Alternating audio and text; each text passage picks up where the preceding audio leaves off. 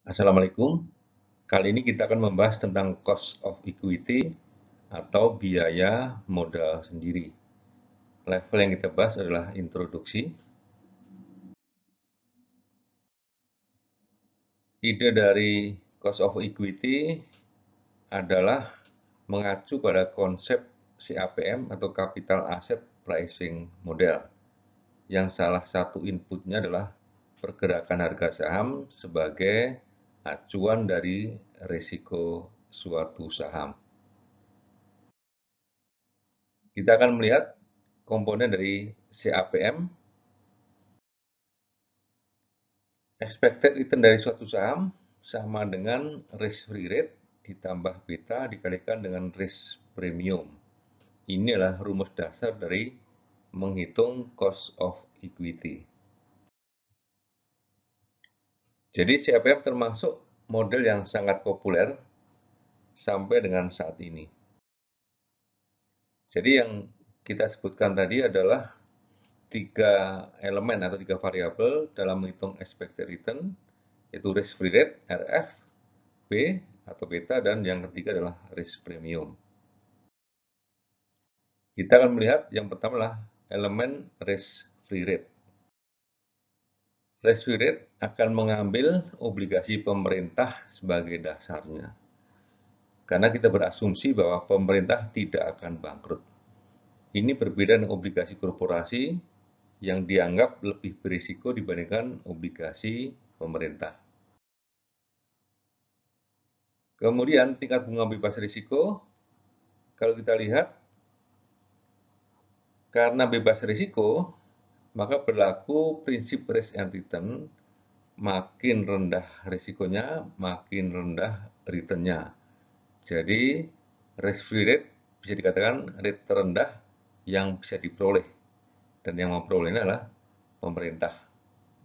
Nah, investasi pada surat berharga pemerintah ini akan memberikan hasil berupa imbal hasil obligasi yang terjamin dan bebas risiko. Prinsip dari risk and return, saya ulang sekali lagi, jika risiko investasi rendah, maka imbal hasilnya juga rendah. Kemudian elemen yang kedua adalah beta.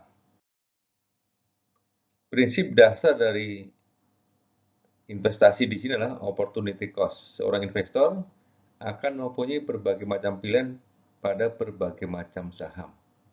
Jadi meninggalkan pilihan satu saham untuk memperoleh imbal hasil pada saham yang lain.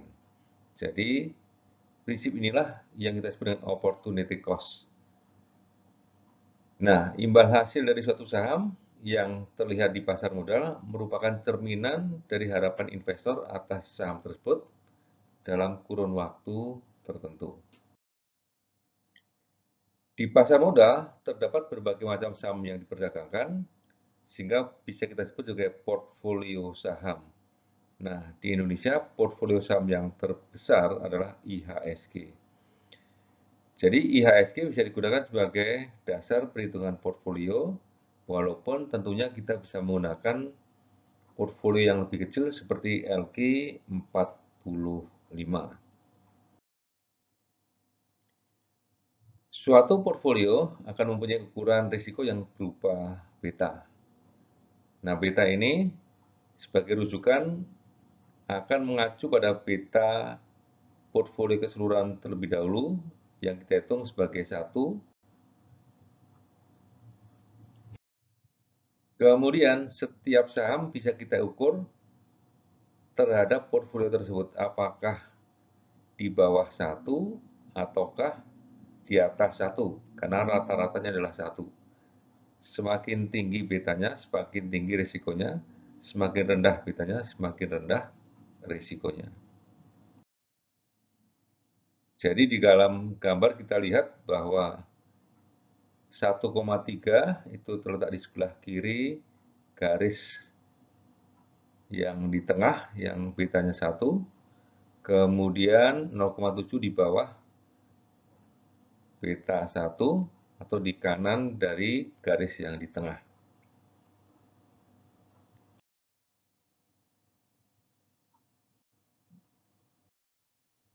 Kemudian risk premium. Investasi tanpa risiko pada obligasi pemerintah menghasilkan risk free rate. Kalau investasi tanpa risiko memperoleh risk free rate, maka investasi pada saham tertentu lebih berisiko dibandingkan investasi pada obligasi pemerintah. Oleh karena itu, investasi pada saham dianggap lebih berisiko dibandingkan investasi pada obligasi pemerintah. Terdapat selisih antara imbal hasil dari portfolio IHSG dengan obligasi pemerintah. Selisih inilah yang disebut dengan risk premium.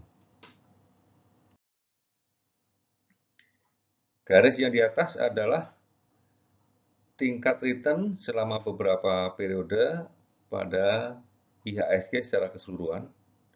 Kemudian yang di bawah adalah imbal hasil pada obligasi pemerintah selama beberapa periode. Selisih antara dua garis tersebut yang kita sebut dengan risk premium. Contoh perhitungan, misalkan Agus melakukan analisis terhadap suatu return saham yang kita sebut saham AB.